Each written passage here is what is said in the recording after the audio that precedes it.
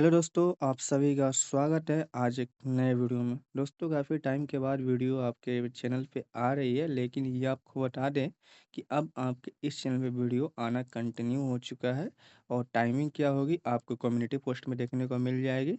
तो आज की इस वीडियो को बिना देरी किए हम लोग शुरू करेंगे। जैसा कि आप सबको दिख रहा होगा, मैंने आपको थंबनेल लगाया जीएस सूत्र। ये जीएस सूत्र क्या है? तो जीएस सूत्र एक माइंड मैप क्विक रिवीजन है। क्या है माइंड मैप क्विक रिवीजन? जितने भी आपने जीएस आज तक पढ़ा है, चाहे वो आपका किसी भी सब्जेक्ट का हो, पॉलिटी हो, हिस्ट्री हो, ज्योग्राफी हो, इकोनॉमिक्स हो, साइंस हो, स्टैटिक हो, ये सारे के सारे चीज़ें मैं आपको एक डायग्राम के माध्यम से, एक इमेज के माध्यम से। तो दोस्तों, ये जो आपको बुक दिख रहा है, ठीक है? इस बुक में आपके सभी सब्जेक्ट दिए गए हैं, जैसा कि यहाँ पे आपको दिख रहा होगा। अ सारे सब्जेक्ट यहाँ पे दिया गया है, हिस्ट्री है, ज्योग्राफी है, पॉलिटी है, इकोनॉमी है, ये साइंस है और स्टैटिक जीके। ये सारे के सारे 6 सब्जेक्ट आपको इस बुक में डाला गया है और इस बुक में देख सकते हैं किस प्रकार से शॉर्ट नोट्स डाला गया है और इस शॉर्ट नोट्स के माध्यम से आप अपने जीएस को आसानी से कवर कर सकते हैं, क्योंकि इतने सारे जो सब्जेक्ट दिए हैं और इस सब्जेक्ट अगर आप हैंड रिटन नोट्स बनाए होंगे, तो बहुत बड़ा मोटा बुक एक बन जाता होगा, जिससे आपको एग्ज़ाम के टाइम में रिवीजन करने में काफ़ी समस्या आ रही होगी। लेकिन आपको इस वीडियो से अब आपको डेली और इस बुक से आपको डेली वीडियोज़ आना शुरू हो जाएँगे, जिससे कि आपको इसको आसानी से याद करने में आसानी पड़ेगी। तो चलिए दोस्तों, बिना देरी किए हम लोग टाइम वेस्ट किए वीडियो को शुरू करते हैं और चैनल पे पहली बार है, चैनल को सब्सक्राइब करके बेल आइकन प्रेस कर लीजिएगा और वीडियो को लाइक करके अपने सभी दोस्तों को शेयर कर दीजिएगा और इन्फॉर्मेशन कर दीजिएगा कि अब आपके वीएस ज्ञान अकेडमी चैनल पे वीडियोज़ आना डेली शुरू हो चुका है। ठीक है? चलिए दोस्तों, तो शुरू करते हैं हम लोग आज प्राचीन इतिहास से। कहाँ से? प्राचीन इतिहास से। और इस प्राचीन इतिहास में आपको दिख रहा होगा, ये पूरे 1 पेज, जैसा कि मैं इसको छोटा कर दूँ, तो देख सकते हैं ये पूरे 1 पेज है। क्या है? पूरा ये 1 पेज है प्राचीन इतिहास का। ठीक है? आपके सामने ये दिख रहा होगा। अब आपको इसमें समझने में बहुत दिक्कतें आएगी और इस बुक को अगर आप मँगाना चाहते हैं, तो आपको कमेंट बॉक्स और डिस्क्रिप्शन बॉक्स में इस बुक का लिंक मिल जाएगा, जहाँ से आप जाकर इस बुक को मँगा सकते हैं। ठीक है? ये बुक को आप मँगा सकते हैं। ठीक है? तो चलिए हम आज शुरू करते हैं इस टॉपिक को।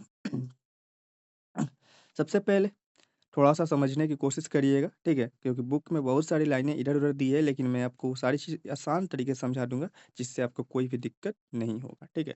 सबसे पहले हम बात करते हैं पुरातात्विक स्रोत। किसकी? पुरातात्विक स्रोत। पुरातात्विक स्रोत की बात करते हैं, पुरातात्विक स्रोत के अंतर्गत आपका अभिलेख आता है, खुदाई से प्राप्त अवशेष सामग्री आता है, स्मारक और भवन आता है और चित्रकला और मूर्ति आता है और साथ ही साथ सिक्के आता है।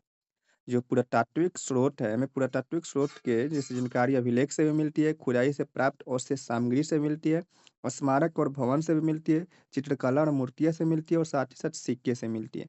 अगर हम इस अभिलेख की बात करें अगर हम इस अभिलेख की बात करें, तो ये अभिलेख जो है मौर्य सम्राट अशोक के अभिलेख थे। किसके थे? मौर्य सम्राट अशोक के अभिलेख थे और इस मौर्य सम्राट अशोक के अभिलेख जो था, वो लिपि ब्राह्मी लिपि, यूनानी लिपि, अरामाइक और खरोष्टी लिपि में लिखा गया था।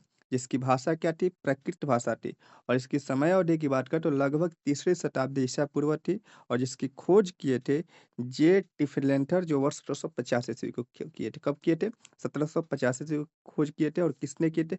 जी टिफेंटलर, ठीक है?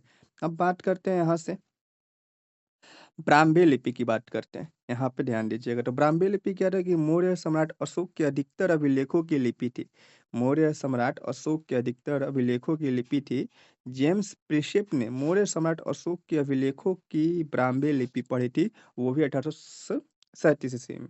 और वहीं अगर खरोष्टी लिपि की बात करें, तो ये शाहबाजगढ़ी एवं मानसेहरा अभिलेखों की लिपि थी। ठीक है? जो ये हमारा अभिलेख से जुड़े कुछ पॉइंट्स थे, जैसे कि आपके यहाँ सामने और भी पॉइंट्स पड़ा हुआ है, जैसे कि एशिया माइनर का बुगज कोई अभिलेख जो तुर्की है, इसकी समय अवधि लगभग 1400 ईसा पूर्व है। इसमें इंद्र, मित्र, वरुण एवं नसत्य वैदिक देवताओं के नामों का उल्लेख किया गया है। ठीक है? जो ये सारे के सारे जितने भी अभी पॉइंट्स आपको बताए, ये सब के सब किसका था? अभिलेख था, जो मौर्य सम्राट के अशोक के अभिलेख थे। ठीक है? अब बात करते हैं और भी अभिलेखें हैं, जैसे कि आपके सामने यहाँ पे अन्य प्रमुख अभिलेख दिख रहे हैं, इस अभिलेख को मैं आपको बताने की कोशिश करता हूँ। एक चीज़ ये आप थोड़ा-सा नोट करिएगा कि जो सिक्के हैं, सिक्के, प्राचीनतम सिक्के को आहट या पंचमार्क सिक्के बोलते हैं। क्वेश्चन ये कई बार पूछा गया है कि प्राचीनतम सिक्के को क्या बोले, तो प्राचीनतम सिक्के को आहट या हम लोग पंचमार्क बोलते हैं। क्या बोलते हैं? पंचमार्क बोलते हैं। अन्य अभिलेखों के बारे में जान लेते हैं थोड़ा-सा। तो अन्य अभिलेख क्या है? जितने भी हमने अभी अभिलेख ऊपर पढ़ा यहाँ पे, तो ये मौर्य सम्राट अशोक के अभिलेख थे। क्या-क्या थे? तो ब्राह्मी थे, यूनानी थे, अरेमाइक थे और खरोष्ठी थे। ठीक है? तो यहाँ पे अब बात करते हैं अन्य अभिलेखों जो थे, जो पुरातात्विक स्रोत से हमें जानकारी ही मिलती है। तो हाथी गुफा अभिलेख जो उदयगिरि पहाड़ी उड़ीसा में है। ये इसकी लिपि कैसी है? ब्राह्मी लिपि है और भाषा कैसी है? प्राकृतिक भाषा है। बात करते हैं जुन्नागढ़ या गिरनार अभिलेख जो गुजरात में है। ये विशुद्ध संस्कृत में लिखित प्रथम अभिलेख है। मंदसौर अभिलेख कहाँ है? मध्य प्रदेश में। प्रयाग प्रशस्ति उत्तर प्रदेश में है और गुप्त वंश के शासक समुद्रगुप्त के विजयों एवं नीतियों का संपूर्ण विवरण दिया गया है। भीतरी अभिलेख उत्तर प्रदेश में है।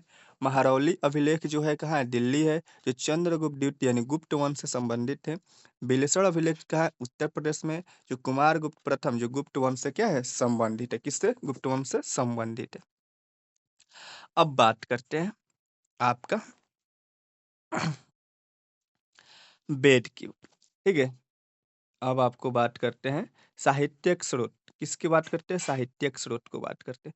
जो हमारा साहित्यिक स्रोत है ना, साहित्यिक स्रोत अभी हमने जो पढ़ा, यहाँ पे पुरातात्विक स्रोत के बारे में पढ़ा। किसके बारे में? पुरातात्विक स्रोत। पुरातात्विक स्रोतों के बारे में सबसे जो अधिक जानकारी मिलती है वो अभिलेखों से मिलती है। खुदाई से प्राप्त अवशेष सामग्री से, स्मारक और भवन, चित्रकला और मूर्ति और सिक्के से मिलती है। ठीक है? अब बात करते हैं यहाँ पे साहित्यिक स्रोत। किसकी बात करते हैं? साहित्यिक स्रोत की बात करते हैं। तो साहित्यिक स्रोत जो है ये 2 भागों में बँटा हुआ। पहला है धार्मिक साहित्य और दूसरा है धर्मेतर साहित्य या लौकिक साहित्य। धार्मिक साहित्य की बात करें तो धार्मिक साहित्य भी 2 भागों में बँटा है। एक ब्राह्मण साहित्य, एक ब्राह्मणोत्तर साहित्य। और ब्राह्मण साहित्य की बात करें, ब्राह्मण साहित्य की बात करें तो ब्राह्मण साहित्य के अंतर्गत क्या आता है? वेद आता है, ब्राह्मण ग्रंथ, वेदांग, महाकाव्य, स्मृति ग्रंथ आते हैं, ठीक है? उपवेद आते हैं, उपनिषद आते हैं, षष्ठ दर्शन आते हैं और पुराण आते हैं। ये किसके अंतर्गत आते हैं? ब्राह्मण साहित्य के अंतर्गत। और ये ब्राह्मण साहित्य किसके अंतर्गत? तो आपके धार्मिक साहित्य के अंतर्गत। और धार्मिक साहित्य किसके अंतर्गत? तो साहित्यिक स्रोत के अंतर्गत आता है, ठीक है? साहित्यिक स्रोत के अंतर्गत धार्मिक साहित्य के अंतर्गत ब्राह्मण साहित्य और ब्राह्मण साहित्य के अंतर्गत ये सारे के सारे पॉइंट्स आते हैं, ठीक है? अब इसको क्लियर करते हैं। सबसे पहले हम वेद की बात करते हैं। किसकी बात करते हैं? वेद की बात करते हैं, ठीक है? वेद कितने प्रकार के? 4 प्रकार के होते हैं। ऋग्वेद होते हैं, यजुर्वेद होते हैं, सामवेद होते हैं, अथर्ववेद होते हैं। इस सभी वेदों का हम अलग-अलग आपको डिस्क्राइब करके भी बताएँगे, घबराने की कोई बात नहीं है, ठीक है? ये वेद आपको 4 प्रकार के होते हैं, ऋग्वेद, यजुर्वेद, सामवेद, अथर्ववेद। इनके उपवेद हैं, वेद के उपवेद हैं, कितनी संख्या है? कुल 4 है। और उपवेद कौन-कौन सी है? आयुर्वेद है, धनुर्वेद है, गंधर्ववेद है, शिल्पवेद है। यानी ऋग्वेद का उपवेद क्या है? आयुर्वेद। यजुर्वेद का उपवेद क्या है? धनुर्वेद। सामवेद का उपवेद क्या है? गंधर्ववेद। अथर्ववेद का उपवेद क्या है? शिल्पवेद। ये हमारा क्या उपवेद है, ठीक है? उपनिषद, जैसा कि अभी आपने देखा, षष्ठ दर्शन और पुराण। पुराणों की कुल संख्या कितनी होती है? 18 होती है। वहीं अगर वेदांग की बात करें तो वेदांग की कुल संख्या कितनी होती है? 6 होती है। 6 कौन-कौन से हैं? तो देख सकते हैं, शिक्षा है, जिसे वेद की नाक भी बोलते हैं। कल्प है, वेद के हाथ बोलते हैं। व्याकरण वेद का मुख बोलते हैं। निरुक्त वेद के कान बोलते हैं। छंद वेद के पैर बोलते हैं और ज्योतिष वेद के नेत्र बोलते हैं, ज्योतिष वेद के नेत्र बोलते हैं। ठीक है? ये हमारा रहा फर्स्ट पेज और इस पेज से आपको बहुत सारे क्वेश्चन आपके एग्जाम में देखने को मिला है और पूछा भी गया है। अब बात करते हैं अगले पॉइंट्स की। तो हम अगले पॉइंट्स को, जैसा कि यहाँ पे दिख रहा होगा, ये आपका नेक्स्ट पेज है। तो मैं इस पॉइंट पेज को मैं थोड़ा-सा बड़ा कर लेता हूँ और यहाँ पे दिखाता हूँ। ठीक है? अब देखिए यहाँ से। साहित्यिक स्रोत के बारे में हमने पढ़ा। साहित्यिक स्रोत कितने भागों में बँटा है? धार्मिक साहित्य और धर्मेतर साहित्य या लौकिक साहित्य। धार्मिक साहित्य भी 2 भागों में बँटा हुआ है, ब्राह्मण साहित्य और ब्राह्मणोत्तर साहित्य। हमने ब्राह्मण साहित्य के बारे में पिछले पेज में पढ़ चुका है। जैसे कि ब्राह्मण साहित्य के अंतर्गत क्या-क्या बँटा है, एक बार फिर से आपको रिवाइज़ करते हैं।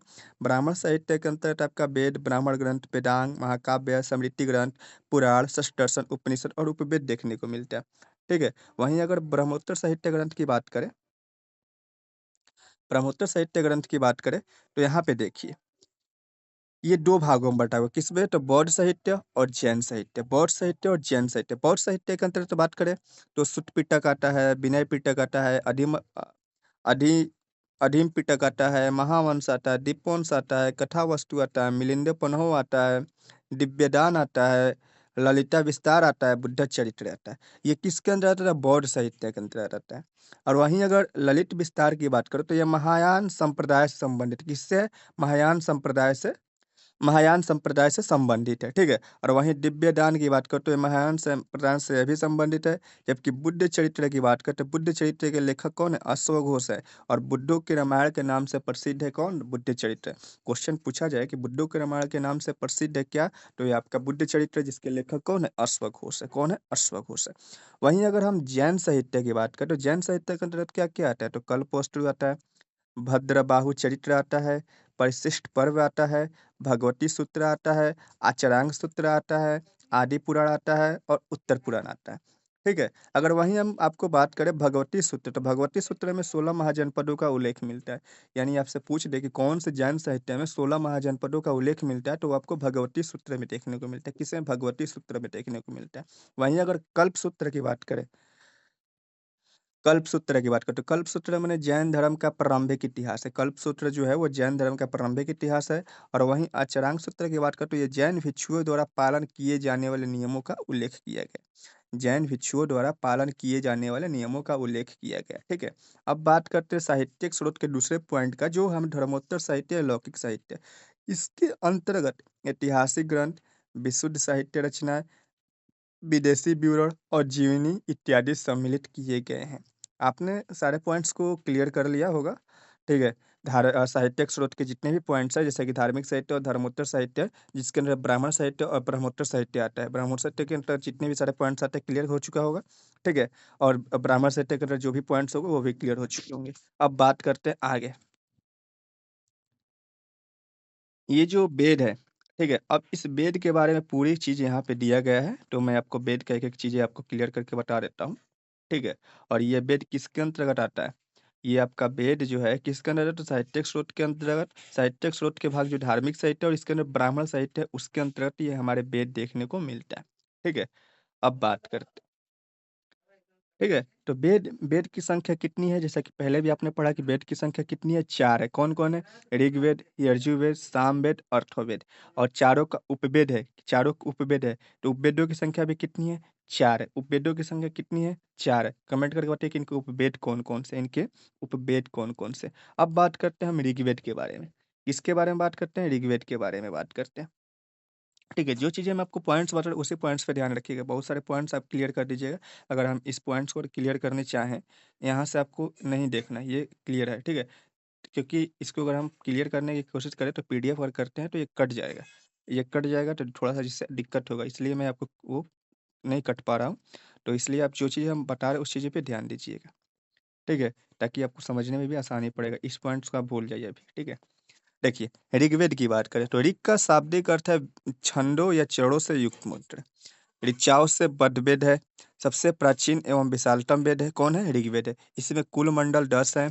कुल सूक्त 1028, 11 बलिखलय सूक्त सहित है। कुल ऋचा 10,580 है। सबसे अंत में जोड़े गए मंडल पहला एवं 10वां, जो सबसे नवीन मंडल है। सबसे नवीन मंडल कौन-कौन से? आपका पहला और 10वां है। सबसे नवीन मंडल पहला और 10वां है। और सबसे पुराना दूसरा और 7वां है, और यही अंत में जोड़ा गया था। सबसे छोटा मंडल कौन है? दूसरा मंडल है। इसका रचना काल 1500 ईसा पूर्व से लेके 1000 ईसा पूर्व के मध्य होता है।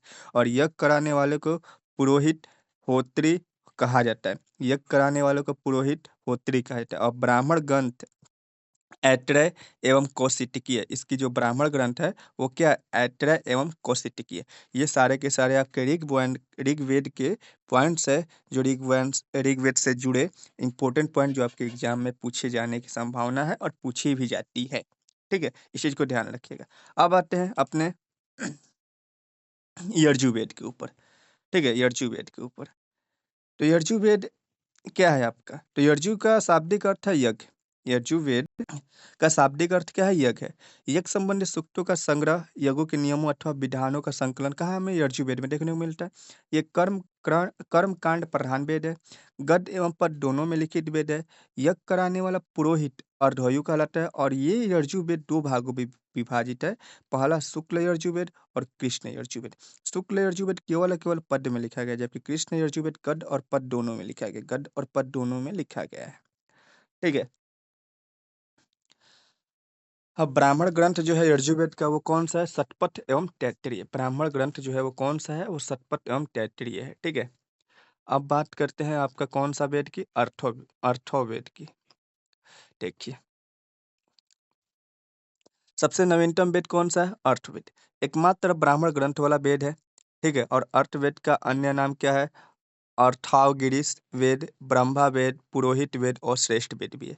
एकमात्र ब्राह्मण ग्रंथ क्या है? गोपद है। कुल सूक्त एवं मंत्र कितना है? तो कुल सूक्तों की संख्या 731 है और जबकि मंत्र की संख्या 5849 है। एकमात्र वेद जिसका कोई आरण्यक नहीं है, यानी कौन सा वेद है जिसका कोई आरण्यक नहीं है? तो वो है अर्थोवेद।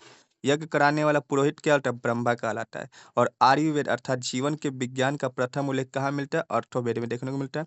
और भूत प्रेतों का निवारण, आरोग्य प्राप्ति, आध्यात्मिक विद्या इत्यादि का विवेचन भी कहाँ मिलता है? वो अर्थवेद में देखने को मिलता है। कहाँ मिलता है? अर्थवेद में देखने को मिलता है।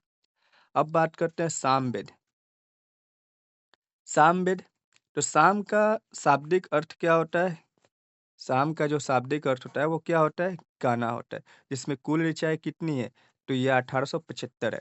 ठीक है, कितनी है? 1875। यज्ञों के अवसर पे गाए जाने वाले मंत्रों का संकलन, यज्ञों के अवसर पे गाए जाने वाला मंत्रों का संकलन है इसमें। और मंत्रों के गाना में लाया एवं स्वर का विशेष रूप से विद्यान किया गया है। मुख्यतः सूर्य की स्तुति के मंत्र है। भारतीय संगीत का जनक सातसोरक की उत्पत्ति कहलाता है। सर्वाधिक लोकप्रिय सखा कौथुम, यज्ञ कराने वाला पुरोहित उद्गता या उद्गात्री कहलाता है। और ब्राह्मण ग्रंथ पंचविश या षष्ठविश कहता है। ब्राह्मण ग्रंथ जो होता है पंचविश एवं षष्ठविश कहा जाता है। ठीक है। अब आते हैं नेक्स्ट पॉइंट, जो आपका हड़प्पा सभ्यता के प्रमुख स्थल है। हड़प्पा सभ्यता के प्रमुख स्थल है। इसको हम आपको नेक्स्ट वीडियो में बता देंगे। ठीक है। तो दोस्तों वीडियो कैसी लगी लाइक करके बताइएगा और कमेंट करके बताइएगा कि आपको ये जानकारी कैसा लगा, क्योंकि आपको छोटा-छोटा वीडियो आपको देते हैं क्योंकि थोड़ा-सा आपको याद करने में भी आसानी होगी। लंबे-लंबे वीडियो होने पे बहुत दिक्कतें होगी आपको देखने के लिए, ठीक है? तो हम डेली 2 पेज क्लियर करेंगे और इस 2 पेज से बहुत सारे क्वेश्चन आपके एग्ज़ाम में आया होगा। ये चीज़ें आप कन्फर्म मानिए। तो मिलते हैं आपसे नेक्स्ट वीडियो में। जय हिंद, जय भारत।